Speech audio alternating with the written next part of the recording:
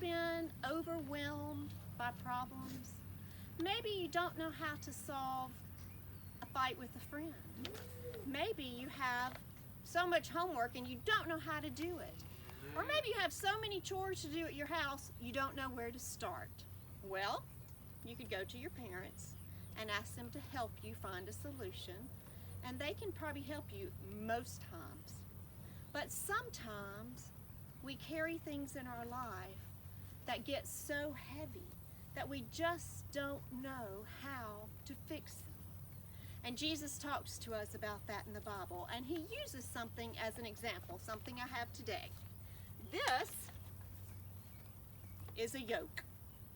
A yoke is used to harness two animals together to help you plow a field. Maybe you need to move a big tree that's in the way.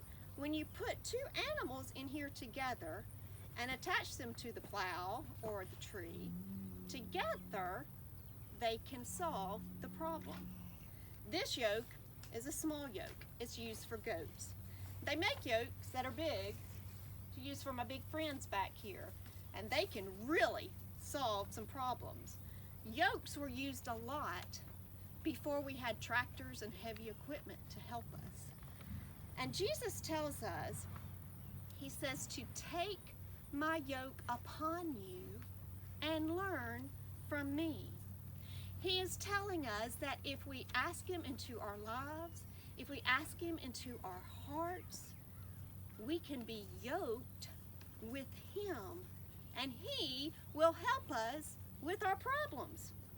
So just like two animals working together can get a job done a whole lot easier than one person, with Jesus in our lives, then our burdens, our problems become easier to handle, easier to solve. We are letting Jesus help us and love us through our hard times. Our load that we sometimes try to carry alone, it becomes lighter. It becomes more manageable when Jesus is walking beside us. Can we say a prayer? Dear God, help us to understand that we need you in our lives.